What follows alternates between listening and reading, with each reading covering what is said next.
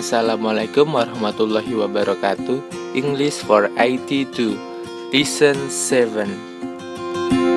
Created by Adrian Syahputra. Please enjoy my presentation. Perhaps it was his own lack of adequate schooling that inspired Horaceman to work so hard to accomplish the important reforms in education that he advocated. While he was still a boy, his father and older brother died, and he became responsible for supporting his family. Like most of the children in his town, he ended school only 2 or 3 months a year later. With the help of several teachers, he was able to study law and become a member of the Mansur Bar, but he never forgot those early struggles. While serving in the Mansur legislature, he signed an historic education bill that set up the State Board of Education.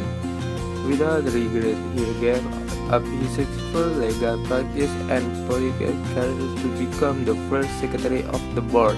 There, he extensive of personal influence during the capital period of region that brought into existence the American Graded Elementary School as a substitute for the older district school system. Under his leadership, the curriculum was revised. The school year was increased to a minimum of 6 months, and mandatory school was extended to exist.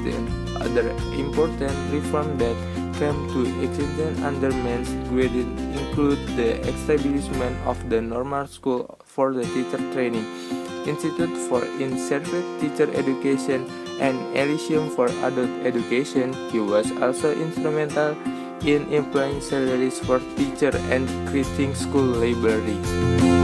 Man's idea about school reform were development and disproved in the 12th annual report to the State of Massachusetts that he worked during his tenure as Secretary of Education. Considered quite radical at the time, the Massachusetts reform later served as a model for the national education system.